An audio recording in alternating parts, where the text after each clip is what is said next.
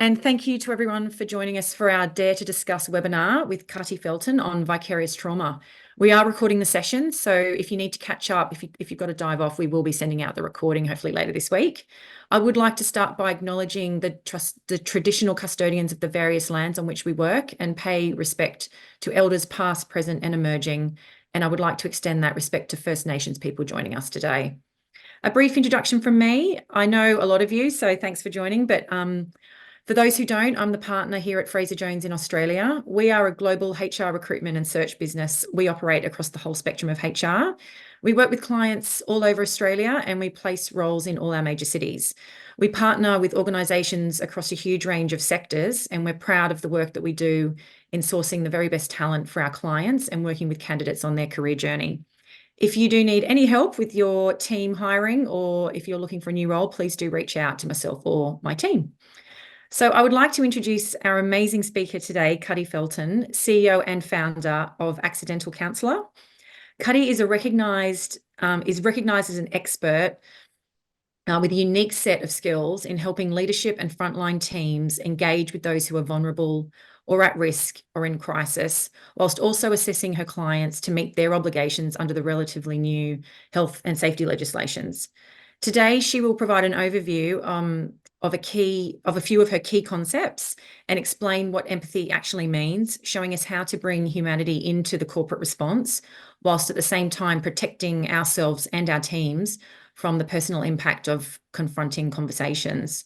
So combining her extensive experience as a volunteer crisis supporter of Lifeline's 13, 11, 14 suicide prevention and crisis intervention line, with her many years of experience as a solicitor, both in the private practice and in the commercial world, she's developed a very unique and acclaimed framework for communicating with those most vulnerable in our communities under the umbrella of her business, The Accidental Counsellor. Her range of clients is enormous. Banks, insurers, universities, professionals in the medical and legal field, travel companies, essential service providers, construction, mining, government, and many more. She's trained staff at the United Nations High Commission for Refugees in Australia and briefed the staff of House of Representatives in Canberra, as well as in the Office for Women in the Department of the Prime Minister and for the Department of the Prime Minister and the Cabinet. There's a lot in there, Cutty. But in the context of today's environment, I have no doubt that this will be really relevant context for a lot of people on the webinar. And I will now hand over. So I'm going to go on mute, but I'm going to monitor the chat and the Q&A. So probably best to put the questions in the Q&A and I will cover them at the end. But over to you, Cutty. I hope I've got everything in there. Thanks so much, Angela. I really appreciate that. You know, I'll never forget the day as quite a young solicitor still, that a father came to see me, whose 18-year-old son had suffered a catastrophic head injury in a motor vehicle accident. From a legal perspective, of course, I knew exactly what to do. I knew all about apportioning fault in the accident. I knew against whom to institute action. I understood that I would need an actuary to calculate what this young man's future loss of earnings were going to amount to. I even knew in those days, but obviously in dollar terms, what his pain and suffering actually would amount to, what it was worth. But what I had no idea of how to do in those days, none at all, was how in those moments to engage with his father. How in those moments of grief and of anger and of absolute confusion to respond to him in a way that would be ethical, a way that would be appropriate, a way that would be compassionate, but a way as well that would be within certain very carefully defined boundaries. Because, I wasn't then, and neither am I now, and neither are any of us, counselors or therapists or specialist service providers.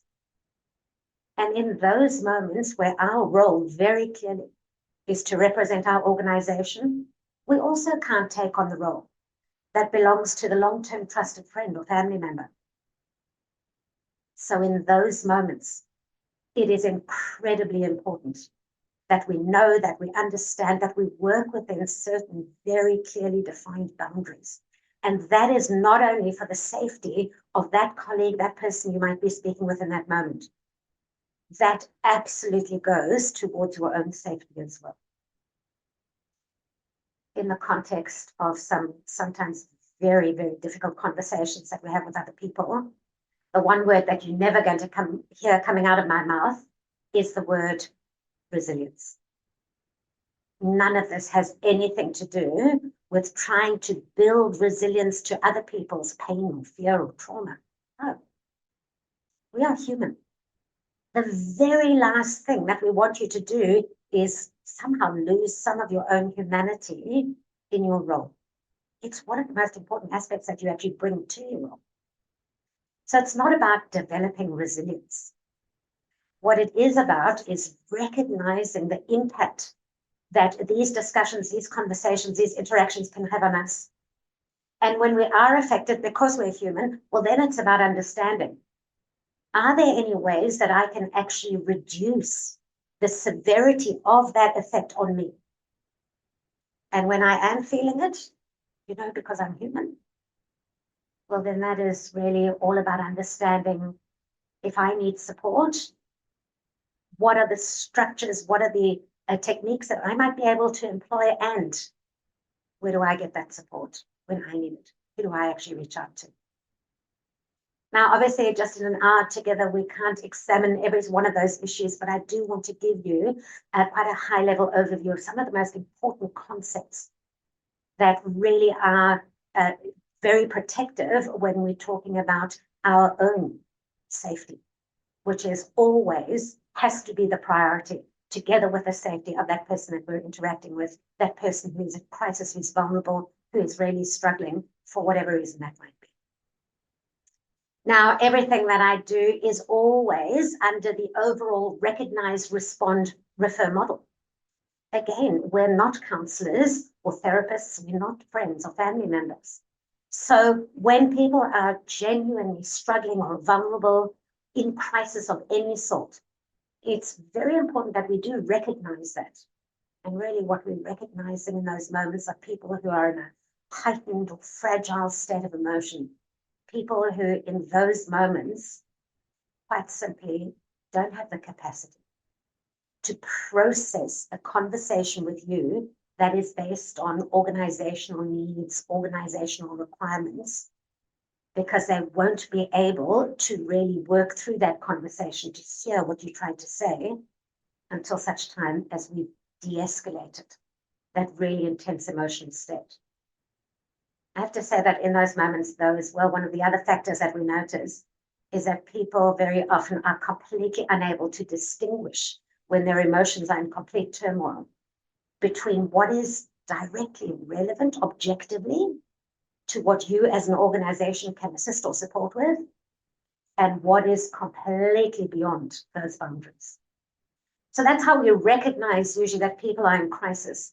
In those moments, we need to respond ethically, compassionately, but within those boundaries that ensure safety for all. And then, of course, to close the loop, as it were, what we do is we refer people, when appropriate, to the expert or other support that is actually what they are needing in those moments. So as I say, what we're recognizing initially are people who are in a heightened state of emotion, and people are going to express that in so many different ways. They might be frustrated, they might be overwhelmed or fearful. Very often, one of the most obvious signs for you that someone is in distress is when they are crying. That is one that we really, really need to think about carefully, particularly in an organizational capacity, because we need to make sure that our instinctive human response to try and comfort, to reassure, doesn't actually result in a really negative outcome for that person. That our need to comfort doesn't end up being, in essence, quite cruel, because we've promised a resolution that we absolutely cannot be. in those moments as well, it's important to understand that there's a huge gap between whatever it is that we're saying to that person and how they actually hear it. A real disconnect between our intention and how it impacts them. But I think in your specific circumstances today, in your roles, probably one of the most obvious and important dynamics to understand is that long before people come and speak to you for the first time, very often they've already made certain assumptions, I suppose, both about what the conversation with you is going to be like and also what the outcome is going to be. I think we've all experienced this at times. You have some people who, before they come and speak to you, they already know that obviously this conversation is going to be hostile. So that's how they enter into it. You have other people who are completely different. For them, their mindset is much more along the lines of, I know I need to come and speak to you. But obviously, realistically, you're not actually going to want to or even be able to help someone like me. Or you get probably my personal favorite. And those are the people, again, long before they actually approach you, and from who knows where, they have already created these incredibly unrealistic expectations of all of the things that they're now expecting you to do for them or provide for them, which are way beyond your organizational capacity to actually deliver. Now, when you're speaking with someone whose emotions are heightened or distressed or overwhelmed or vulnerable for whatever reason, and you add one or sometimes even a combination of those types of assumptions into the mix, this is when you really are talking about a colleague who in those moments absolutely is in a state of crisis. But what does that actually mean? When is it actually a crisis? I have to say, and this is difficult to take on board, but essentially, in our context today, when your role is to represent your organization, what that means is that every time the person you are speaking to is experiencing their own situation as a crisis, well, then that is exactly what it is, completely irrespective of our own opinion in that moment. That's quite a difficult concept to take on board. So I'd like to share a brilliant example of exactly this that I had, probably 15 years ago now already. One morning when I answered a call on Lifeline's 13, 11, 14 suicide prevention and crisis intervention line. You see, I picked up the phone and I was immediately met by a highly distressed, agitated individual. And the reason that she was in such a state was, she told me, because she just couldn't decide that morning which one of the 3 eggs that she had in her fridge she should eat first. Now, Lifeline is a crisis line. But you know what? I am just as human as we all are. So in that moment, there were 2 very instinctive responses that I had internally. And the first was the thought that, come on, seriously, that really is not a crisis. But here's the thing that I needed to understand. For that person in that moment, that inability to make a decision absolutely was a crisis. There was no way that she was going to be able to move forward in any sense of the word until such time as she had made that choice. But the second instinctive desire that I had in that moment was to kind of jump in and try and help by providing maybe a bit of a solution, a bit of advice. How about today you eat the brown egg, scramble all 3? Thing is, though, that every time we take that approach, where we seek to fix or solve or rescue that person from whatever it is that they're dealing with, Well, what we're actually doing in that moment is we're now making that other person completely dependent on us, which is neither ethical nor appropriate, nor in fact safe, either for them or for you. So obviously, rather than making people depend on us by providing solutions and advice, what we need to do is the exact opposite. In other words, we need to enable people to be independent of us, to actually make their own choices.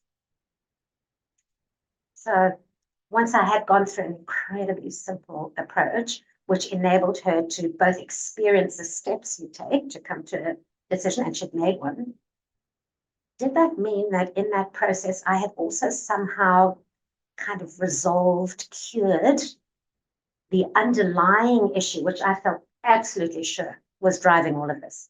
I mean, surely it wasn't just about the 3X. Surely there was an underlying mental health issue at play here as well. Did I resolve that? Well, no. Of course I didn't.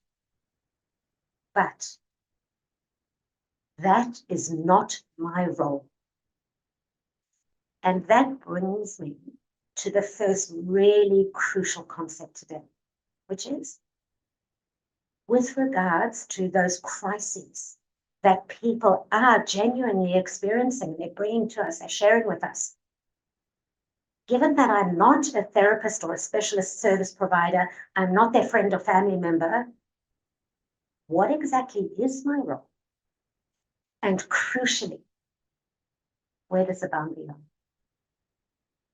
So I'd like to draw the boundary of our role very clearly, and I'm going to use an analogy to do that because I think it's helpful to have a picture in your mind going forward. So I will share with you that elsewhere in my offices today, I do have quite a few people who are working. And the reason I'm letting you know that is because if I suddenly start, let's say, having a heart attack, one of those people will immediately come rushing in and they'll start CPR. Of course they will. Of course, while they're doing that, they'll be making very sure that someone else in my office is calling 000. Now, the completely obvious point here is that the moments the paramedics come into my training room and are ready to take over, right there and then, it's crucial that my colleague doing the CPR gets out of the way. You know, lets the paramedics do their job.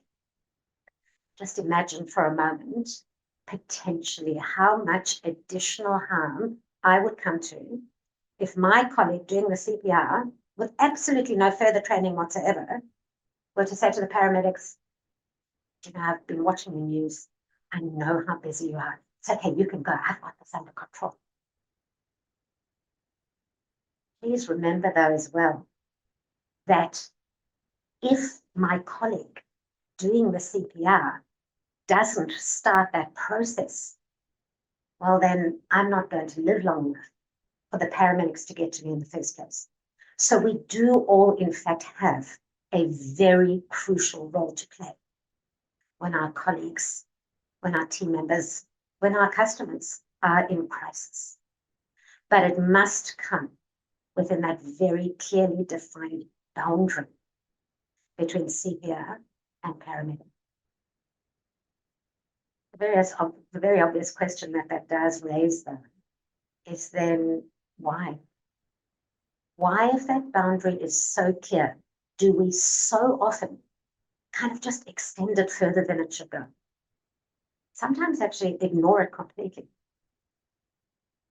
And the reason we do that, well, the reason's actually always the same. It comes from a very genuine desire to help. Something that other person says to you might really touch you, or resonates with you, or horrifies you. So we've got this very strong urge to help in that moment.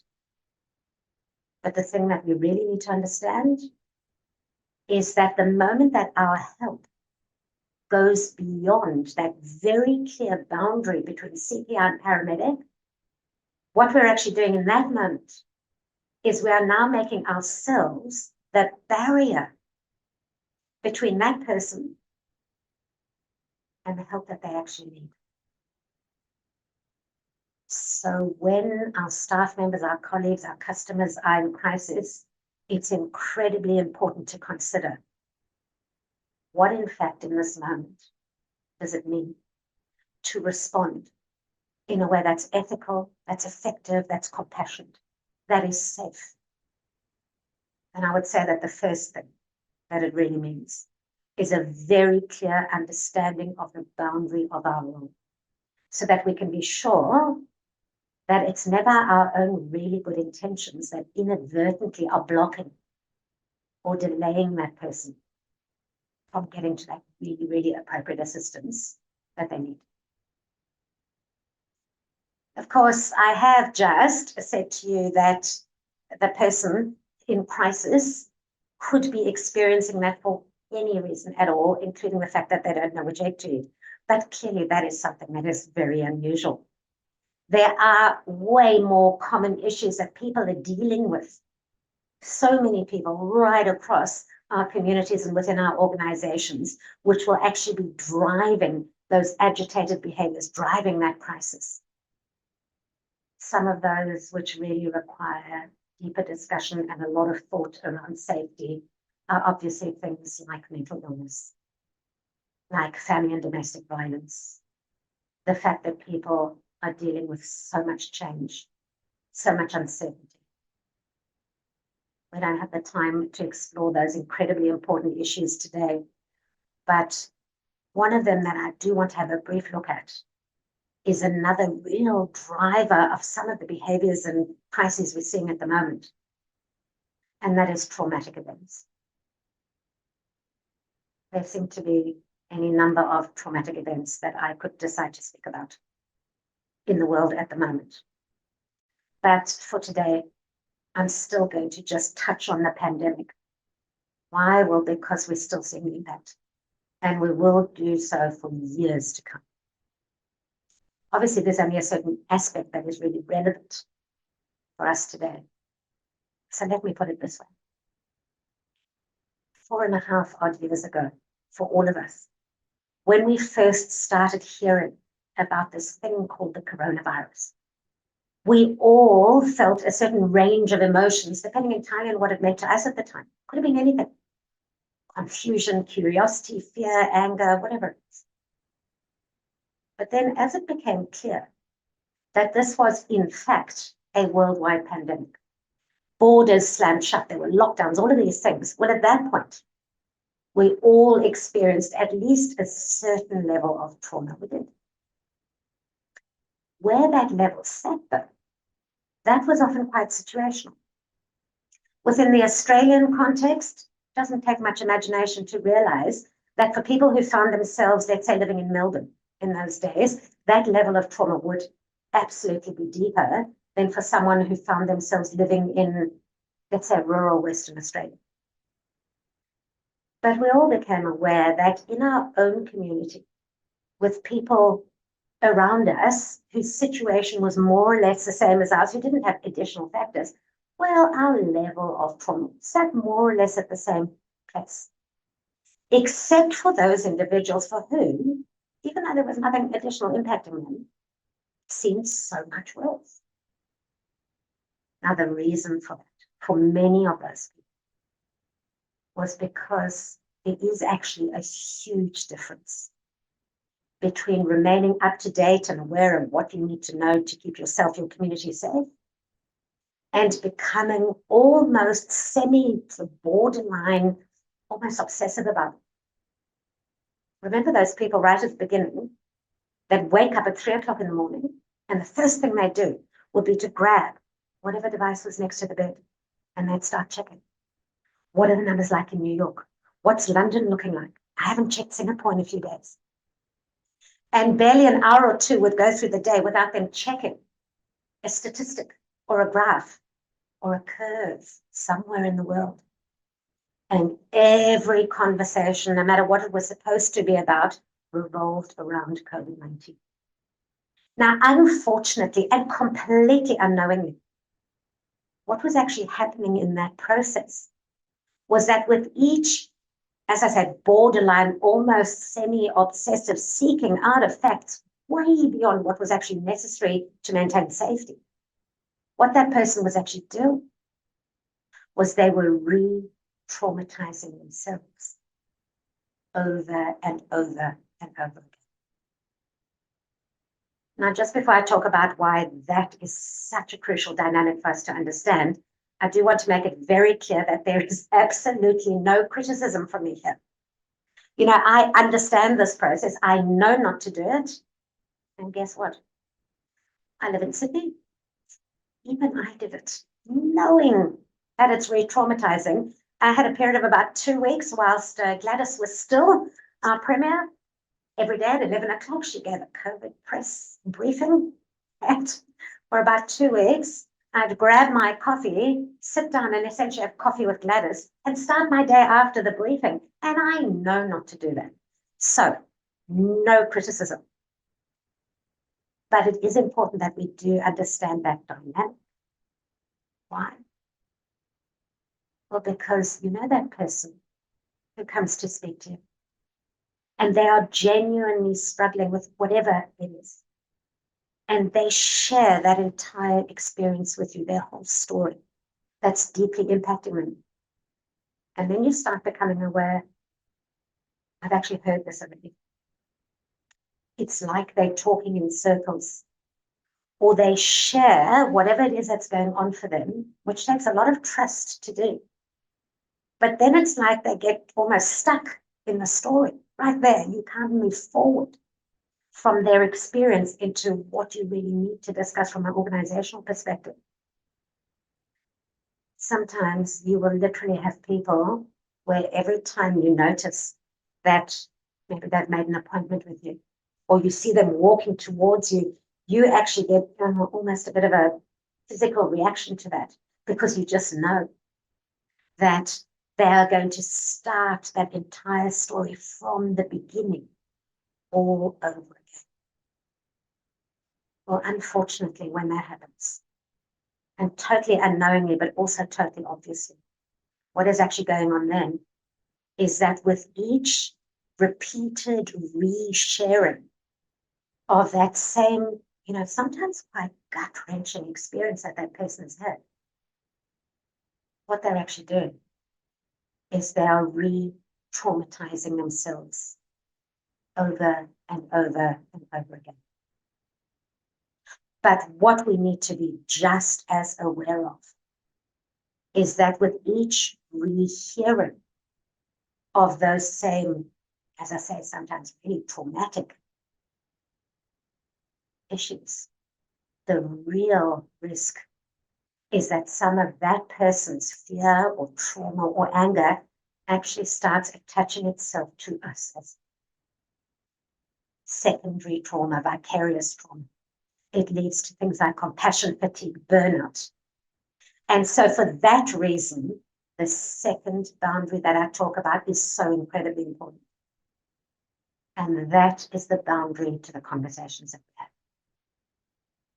You see, the moment you realize that this person is re-sharing their entire, often really, really confronting experience over again in such a way that is actually literally going to bring harm both to them as well as to you, well, it is in that moment that we have to find a way to contain that part of the conversation.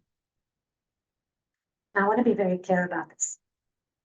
We are not containing that part of the conversation because we don't actually care, or because we want to minimize what they've gone through, or because we're incredibly busy. I just don't have the time for this.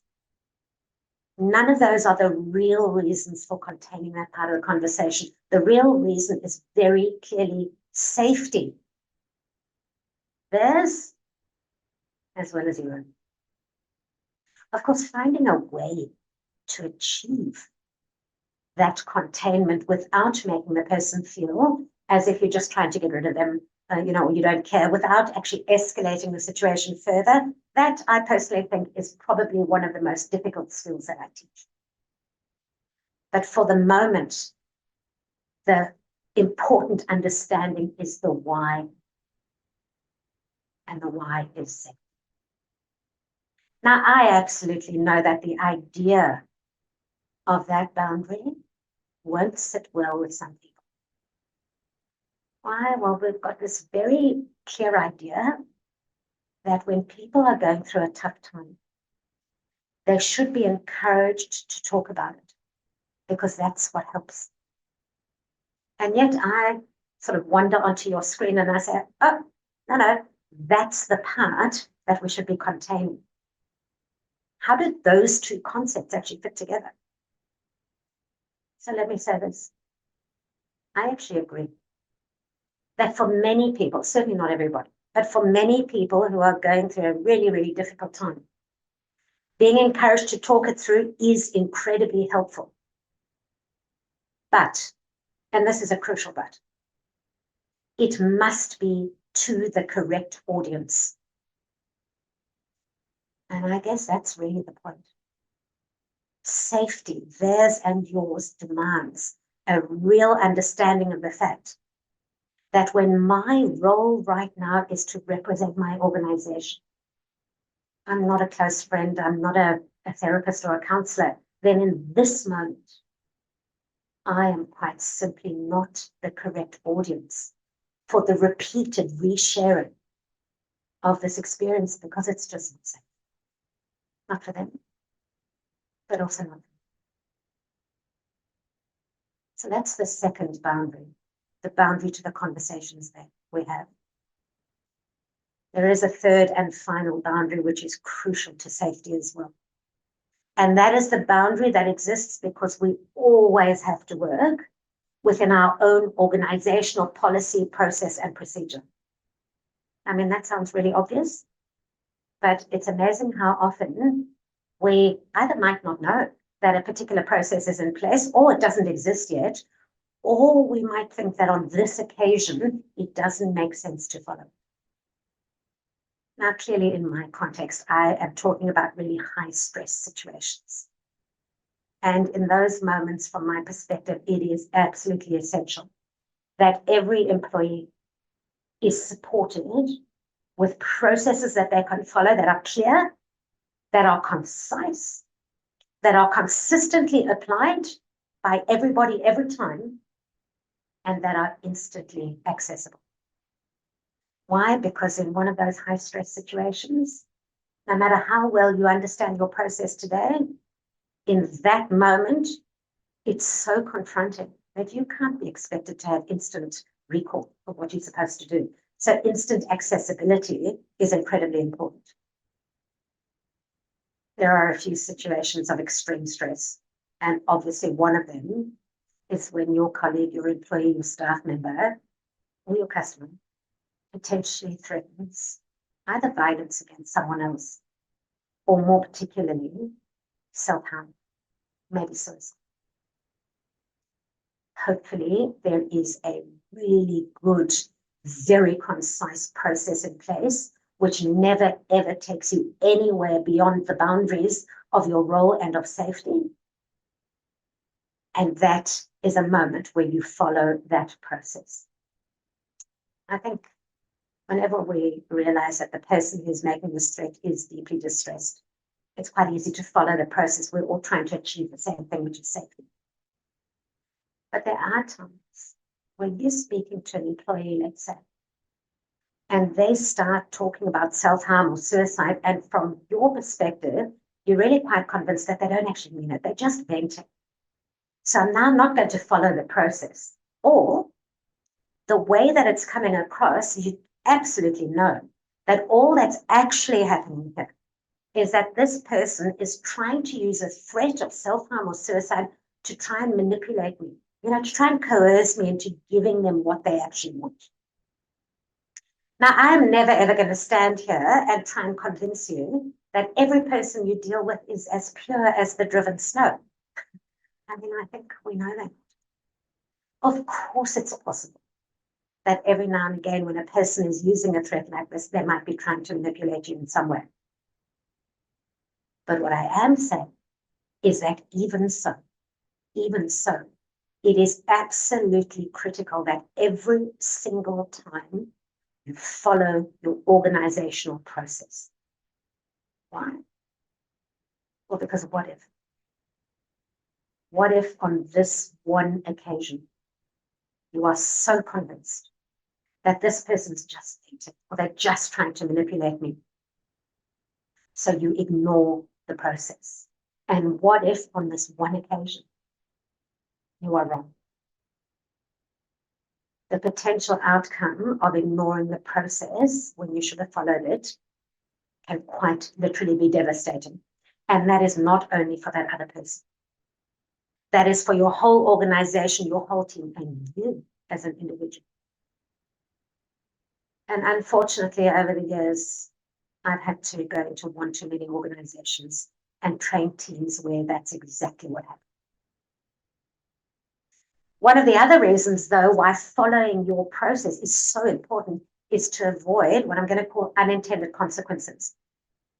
I had such a brilliant example of this come up a few years ago now, whilst I was working within an insurance company. And the team I was dealing with were a team that dealt with motor vehicle insurance. One of the participants said to me, yeah, I'm hearing you when you say follow the process, but sometimes the outcome of doing that is dumb. That was his word, dumb. I'm always up for a chat. So I asked for an example. And he said, sure. A few weeks ago, we had a client, a young woman, couldn't afford to pay the premium on her motor vehicle insurance. It's a lot of money. I think we all understand how expensive that is. She couldn't afford it. So what happened was that her father called in. And he said, look, I want her to be comprehensively insured. So I'd just like to pay that premium for her. So he didn't want anything. He wasn't asking for anything. All he wanted to do was pay that premium. Very generous. The only issue was the fact that unfortunately he wasn't actually an authorized person on that insurance policy.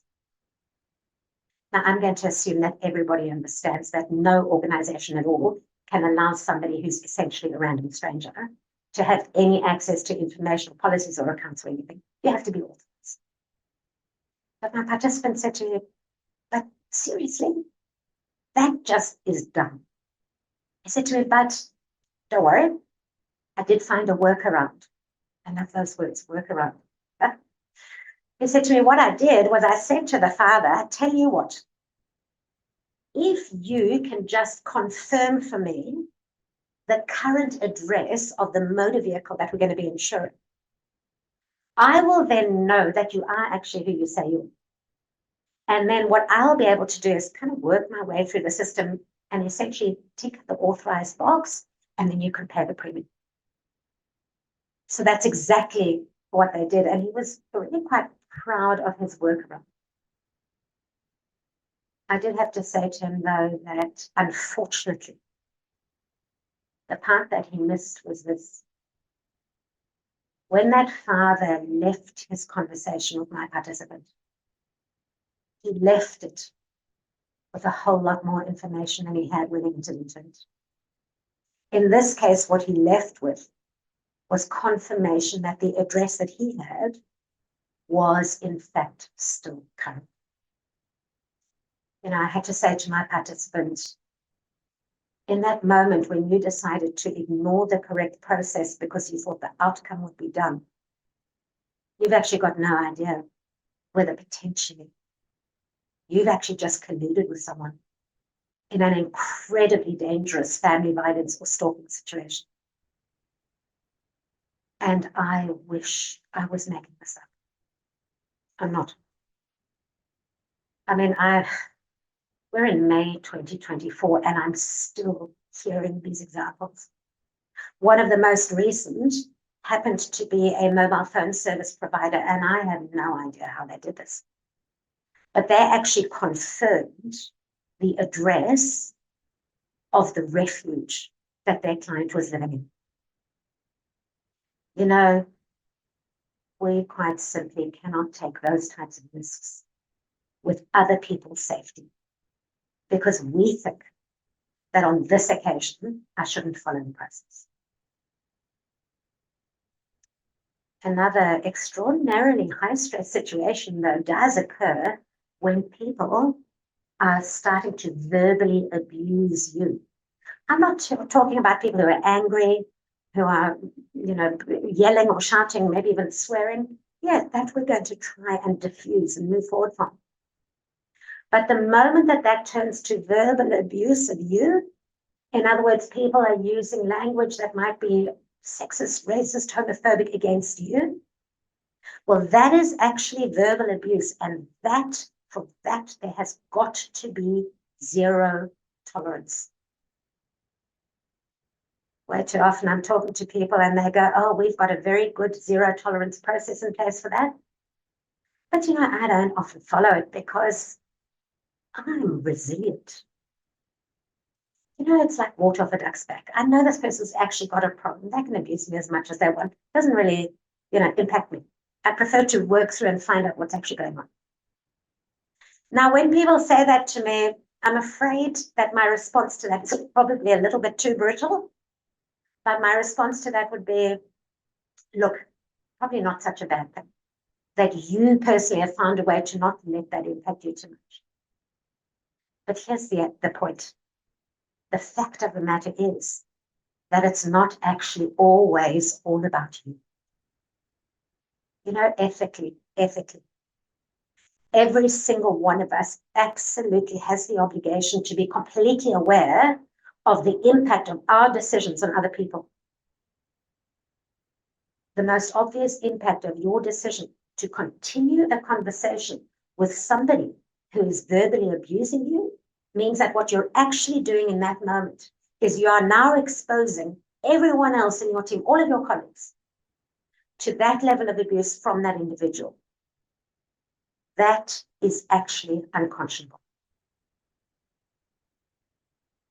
A few years ago, I went into one of our banks to train a team that had been set up to support people who had lost absolutely everything in the horrendous bushfires that raged pre-COVID up and down the east coast of Australia. Brilliant team, particularly the team leader. She was so knowledgeable and insightful, just really great. Unfortunately, she was also absolutely traumatized. And the reason she was so traumatized was because about 3 or so weeks before the training, she had taken a call from someone who had become incredibly abusive towards her. And on this occasion, what that person was doing was they were using vile sexual language, literally verbally sexually assaulting her in that conversation. And unfortunately, I'm hearing more and more of this. In any event, she said to me, look, we in this bank have got very, very strict zero tolerance for that type of thing. But on this occasion, I didn't follow that process not because she thought she was resilient. She said to me, because I was so worried that if I terminated that conversation, well, then all that would happen was that this person is going to pick up the phone or come in, get someone else on my team, and then abuse that other person in that same way. And I'm their team leader. I couldn't let that happen. I had to protect them. So rather than terminating that conversation, she kept it, and it lasted for 45 minutes. 45 minutes of literally being viciously sexually abused on a telephone. Now, I'm not for one moment questioning her integrity, her genuine intent. She did it to protect her team. But let's now have a look at the reality of that. Because apart from the fact that that decision left her genuinely and deeply traumatized, probably one of the first things that happened in that 45 minutes was that she very, very effectively educated that person. The best way to get our attention, to keep our attention, to get what you want, is by becoming as abusive as you can bring yourself to be. She did that with the clear intention of protecting her team from it. There's nothing whatsoever protective about that, because there's still nothing that stops that person at any time from picking up the phone or coming in, getting hold of one of the other team members. Now you're virtually guaranteed that that person will be abused in exactly the same way, because that's what works. I have to say, for me, though, what was particularly gut-wrenching about all of that was that at the end of that session, which was in person, a few people came up to me and they said, as a team, we are really struggling there is such an uptick in the number of abusive conversations that are happening. We need to have zero tolerance, but we're really worried because our team leader didn't follow that zero tolerance approach. Does that mean that if we do, somebody is going to come along and say something like, I wonder, do you think maybe you're just being a little bit too sensitive? You know, not resilient enough. I mean, in the current environment that we find ourselves in, the thought that anybody should ever be required to be in any way resilient to any type of abuse is just quite frankly horrifying. Not such a good fit for this type of role. In other words, we're starting to think that we have to cop at least some level of abuse, because if we don't, is our job actually at risk?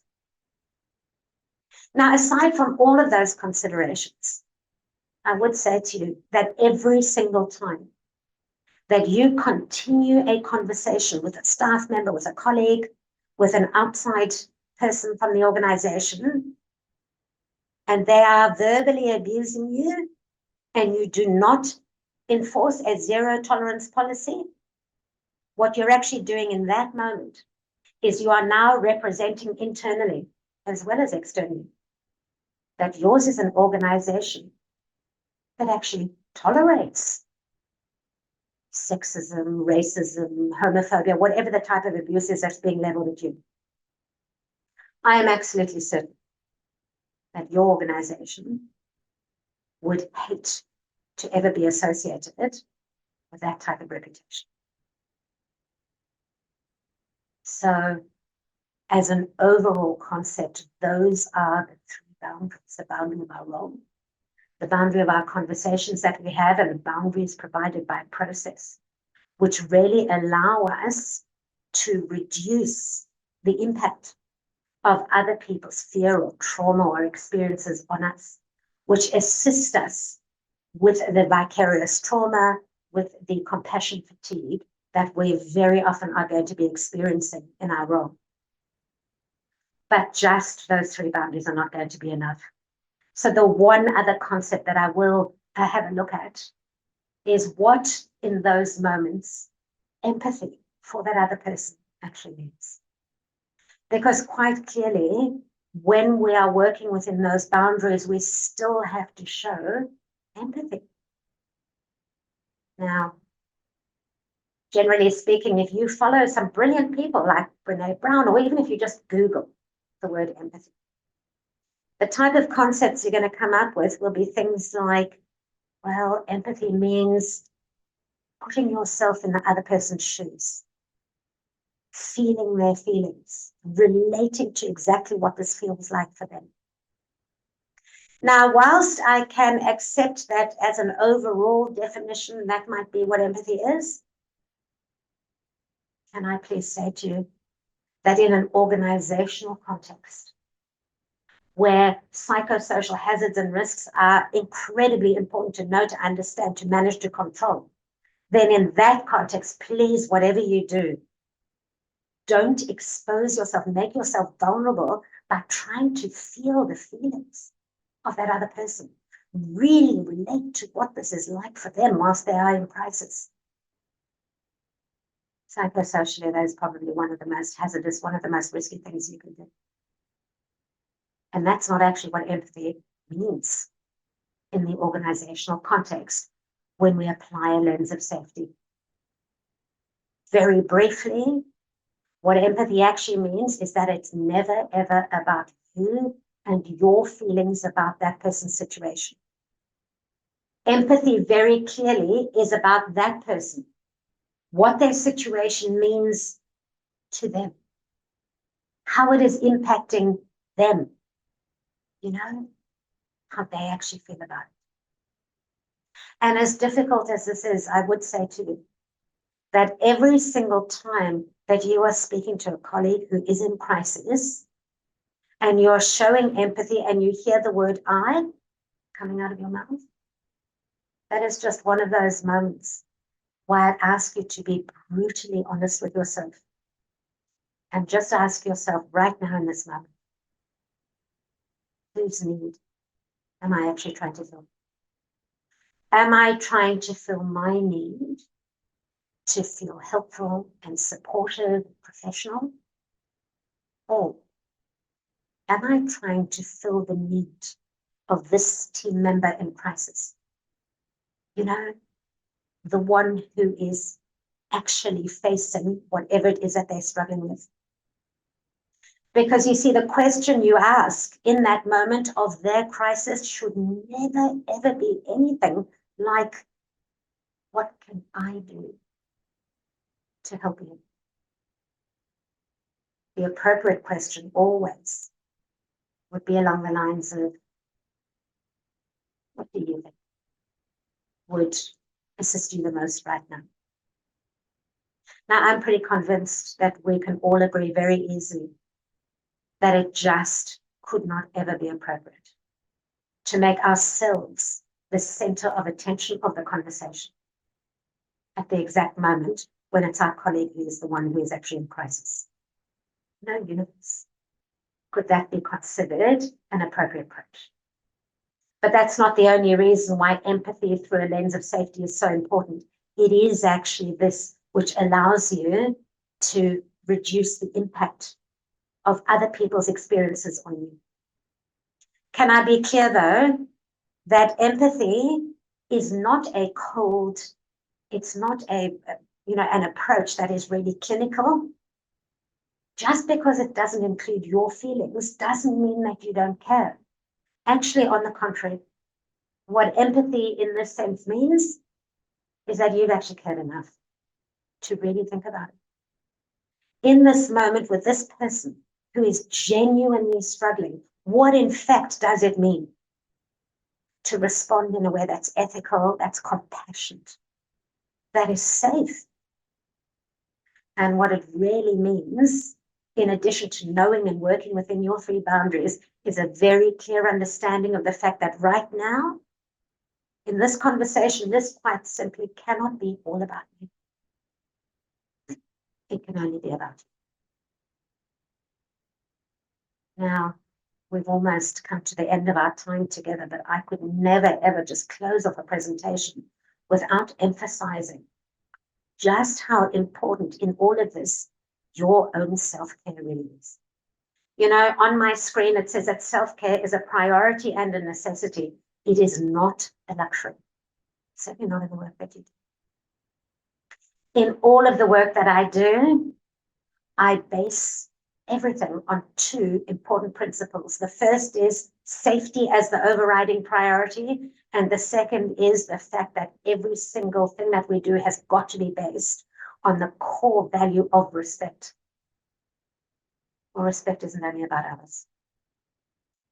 Respect really does mean an understanding that you need to take care of yourself first. It's not selfish. It's not self-indulgent. That is self-respect. So once we do all leave the webinar in a little while, personally, I really would ask everyone very consciously to make sure that you do give yourself a little bit of space, a bit of time. That as you leave this webinar, what you do is very deliberately take care of yourselves first and foremost. Thank you, Angela, for allowing this opportunity to give a brief overview of some of the key concepts. Thank you, Cutty. That was amazing. I've got so many things going on in my head actually, but one of the questions I wanted to ask was, how many organizations come to you after, and there's some questions popping up, so I'll get to them, but is it like half of the companies that come to you have already had a bad situation that they don't want to happen again? And are there many organizations being proactive about this stuff? Yeah, so a good number of organizations, that's exactly what is going on. They've already had situations that they need to deal with it. It's very reassuring now, though, that with the introduction of legislation around psychosocial hazards and risks, a lot of organizations are being more proactive about it because they are realizing that aside from the obvious, for certain as staff, there are certain psychosocial hazards that are kind of part of the role that you can't eliminate entirely. Yeah. For staff members who are always going to be dealing with people who are maybe at risk or, heightened or whatever that might be. So that they're starting to realize we need to be proactive in providing people with skills around this, because we can't eliminate it. So how do we deal with it? Yeah. One of the questions is, can you please give an example on how to contain a conversation? I think that's actually a really good question, because I was thinking that if you have any good examples, that would be amazing. Yeah, I absolutely do. So what I would say, just as a general principle, when you're containing a conversation, the first thing you would do is acknowledge that this is important for that person and tough. You'd also acknowledge their need to talk about it, but in your own language, the way you speak, you would tell them why this is not appropriate. So let me actually give you an example. And again, this is something that arose a few years ago on that 13, 11, 14 line, where I took a call from a very, very young man, but sometimes you can just hear in a person's voice. And I heard rage and confusion and, so many things. And, I'd love to say that he trusted me, but I would imagine that actually it was because he was so desperate. And so this is very confronting, but during that conversation, he did disclose to me that the same-sex relationship that he was in had suddenly turned brutally violent. Now, there are a lot of harrowing circumstances around that, which we talked about. But the moment it got to the point where he was wanting to describe that brutal incident to me, it was in that exact moment that I very firmly contained the conversation. And I said to him, this is excruciating for you. And I so appreciate how important it is for you to debrief that incident with someone. But unfortunately, this is just quite simply not a safe way to do it. So I must encourage you to connect through to 1-800-RESPECT. I said to him, but what we can do is we can talk about how you're feeling right now. Because you see, the way someone's feeling right now, that's not the re-traumatizing part. It's the repetition of the story that does it. So hopefully that gives a good idea as to, we acknowledge not only how tough it is, but also they need to speak, but then we let them know the reasons why this cannot, it's not appropriate or safe. That's a really good example. Thank you, Cutty.